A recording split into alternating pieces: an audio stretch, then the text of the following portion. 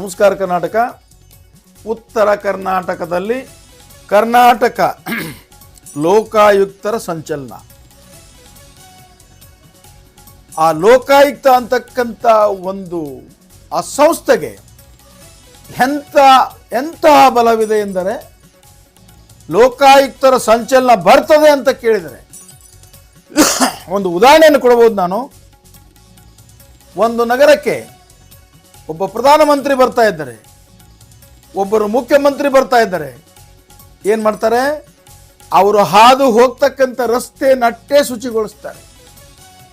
ಅವರು ಏನು ಮಾಡ್ತಾರೆ ಅನ್ನೋದು ಅಷ್ಟೇ ಕ್ಲೀನಪ್ ಮಾಡಿ ಕೈ ತೊಳೆದುಕೊಳ್ತಾರೆ. ಅವರು ಬಂದು ಅಷ್ಟೇ ಹೋಗ್ತಾರೆ. ಆದರೆ ಲೋಕಾಯುಕ್ತರ ಸಂಚಲನ ಇದೆ ಅಂತ ಕೇಳಿದಾಗ ನಾನು ನೋಡಿದೆ, ನಗರಗಳ ಸಂಧಿಗಳೆಲ್ಲ ಕಸ ಗುಡಿಸುವವರು, ಹುಲ್ಲು ಕತ್ತರಿಸುವವರು, ನೀರು ಹಾಕುವವರು, ಡಿವೈಡರ್ಗೆ ಬಣ್ಣ ಹಚ್ಚುವವರು, ಕಚೇರಿಗಳಲ್ಲಿರ್ತಕ್ಕಂಥ ಎಲ್ಲ ಜಾಡನ್ನು ಹೊಡೆಯುವ ಎಂಥ ಶಕ್ತಿ ರೀ ಇದಕ್ಕೆ. ಕರ್ನಾಟಕ ಲೋಕಾಯುಕ್ತರು ಸುಮಾರು ಒಂದು ವಾರ ಕಾಲ ಈ ಉತ್ತರ ಕರ್ನಾಟಕದಲ್ಲಿ ಸಂಚರಿಸಿ ಅಷ್ಟು ಕಚೇರಿಗೆ ವಿಸಿಟ್ ಮಾಡಲಿಕ್ಕೆ ಅವರಿಂದ ಸಾಧ್ಯ ಆಗಿಲ್ಲ. ಒಂದೇ ವಾರದ ಸಮಯ ಅಲ್ವಾ. ಸುಮಾರು ವರ್ಷಗಳಿಂದ ಜಿಡ್ಡುಗಟ್ಟಿದ ವ್ಯವಸ್ಥೆಯನ್ನು ಸರಿಪಡಿಸಬೇಕಾದರೆ ಕರ್ನಾಟಕ ಮಾನ್ಯ ಲೋಕಾಯುಕ್ತರು ವರ್ಷದಲ್ಲಿ 3 ತಿಂಗಳಿಗೊಮ್ಮೆ ಇವರು ಒಂದೊಂದು ಡಿವಿಷನ್ಗಳಿಗೆ ಈ ಸಂಚಲನವನ್ನು ಸೃಷ್ಟಿ ಮಾಡಬೇಕು, ಸಂಚಲನವನ್ನು ಮಾಡಬೇಕು, ಪರಿಸ್ಥಿತಿಯನ್ನು ಅರಿಯಬೇಕು, ಕ್ರಮವನ್ನು ತೆಗೆದುಕೊಳ್ಳಬೇಕು ಅಂತಕ್ಕಂಥ ಮಾತನ್ನು ಹೇಳಿದರೆ ತಪ್ಪಾಗಲಾರದು. ಏನಾಗಿದೆ ಅಂದರೆ, ಲೋಕಾಯುಕ್ತರು ಕಲಬುರಗಿ ನಗರದ ಸಹಾಯಕ ಆಯುಕ್ತರ ಕಚೇರಿ ಕಂದಾಯ ಇಲಾಖೆಯಲ್ಲಿ ಅಲ್ಲಿ ಒಬ್ಬರು ಇನ್ಸ್ಪೆಕ್ಟ್ರು ಬಂದಿದ್ದರು. ಸುಮ್ಮನೆ ನಾನು ನೋಡೋಕ್ಕೆ ಹೋಗಿದ್ದೆ.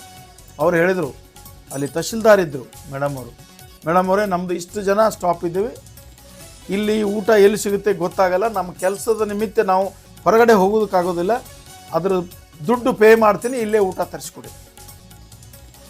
ಭಾಳ ಖುಷಿ ಆಯಿತು ನನಗೆ, ಹಾಲು ಕೊಡೋದಟ್ಟು ಖುಷಿ ಆಯಿತು ಆ ಇನ್ಸ್ಪೆಕ್ಟರ್ ಅವರ ಮಾತನ್ನು ಕೇಳಿ. ಇಂತಹ ಅಧಿಕಾರಿಗಳು ಇದ್ದಾರಾ ಅಂತ ಸ್ವಲ್ಪ ಯೋಚನೆ ಮಾಡಿದೆ. ಇದ್ದಾರೆ.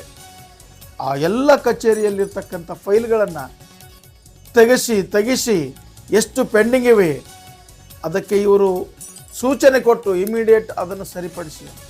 ಯಾರೋ ಒಬ್ಬರು ನನ್ನ ಕೆಲಸ ಆಗಿಲ್ಲ ಸ್ವಾಮಿ ಅಂತ ಬಂದಿದ್ರು, ವೈಟ್ ಪೇಜ್ ಮೇಲೆ ಬರೆದು ಕೊಡಿ, ನಿಮ್ಮ ಕೆಲಸ ಕೊಡ್ತೇನೆ ಅನ್ನೋದನ್ನು ಕೂಡ ನಾನು ಕೇಳಿದ್ದೇನೆ, ಕಂಡಿದ್ದೇನೆ. ಲೋಕಾಯುಕ್ತರ ಈ ಒಂದು ಸಂಚಲನ, ಈ ಒಂದು ಕಾರ್ಯಾಚರಣೆ, ಈ ಒಂದು ಸರ್ಚು, ಈ ಒಂದು ವಾರೆಂಟು ಈ ಭಾಗದಲ್ಲಿ ಸುಮಾರು ಒಂದು 30-40% ಸ್ವಚ್ಛ ಆಗಿದೆ ಎಂದರೆ ತಪ್ಪಾಗಲಾರದು. ಅಲ್ಲಿಯೂ ಕೂಡ ಕೆಲವೊಂದು ತಪ್ಪು ತಿಳುವಳಿಕೆ ಹೊಂದಿ ಸ್ವಲ್ಪ ಏನಾದರೂ ಏರುಪೇರು ಆಗಿರಬಹುದು. ಆದರೆ ಈ ಒಂದು ಸಂಚಲನ ಏನು ಮಾಡಿದ್ದಾರೆ ಲೋಕಾಯುಕ್ತರು, ಇಲ್ಲಿ ಬಹಳ ಒಂದು ಒಳ್ಳೆಯ ಕೆಲಸ ಆಗಿದೆ.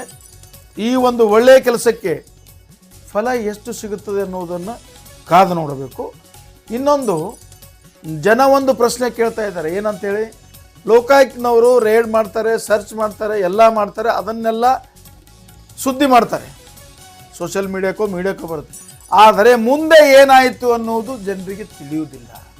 ಅದಕ್ಕೆ ದಯವಿಟ್ಟು ಅದನ್ನು ಕೂಡ ಮಾನ್ಯ ಕರ್ನಾಟಕ ಲೋಕಾಯುಕ್ತರು ತಿಳಿಸ್ತಕ್ಕಂಥ ಒಂದು ಕಾರ್ಯವನ್ನು ಮಾಡಬೇಕು ಅಂತಕ್ಕಂಥ ಮನವಿ ಜನರದಿದ್ದೆ, ಅದನ್ನು ಮಾಡ್ತಾರೆ ಅಂತಕ್ಕಂಥ ಮಾತನ್ನು ನಾನು ಈ ಮುಖಾಂತರ ಹೇಳ್ತಾ, ಮಾನ್ಯ ಕರ್ನಾಟಕ ಲೋಕಾಯುಕ್ತರು ಆಗಿರ್ತಕ್ಕಂಥ ನ್ಯಾಯಮೂರ್ತಿ BS ಪಾಟೀಲ್ ಸಾಹೇಬರು, ಅವರ ಆರೋಗ್ಯ ಅಷ್ಟೊಂದು ಸರಿ ಇರಲಿಲ್ಲ ಅಂದರೂ ಕೂಡ ಯುವಕರಂತೆ ನಡೆದು ಹೋಗಿ ಎಲ್ಲವನ್ನು ನೋಡಿ ಪರಿಶೀಲಿಸಿ ಏನು ಕ್ರಮ ವಹಿಸಬೇಕು ಅನ್ನೋದನ್ನು ಕೂಡ ಸ್ಪಾಟಲ್ಲಿ ಹೇಳಿರುವುದನ್ನು ಕಂಡು ಭಾಳ ಸಂತೋಷ ಆಗ್ತದೆ.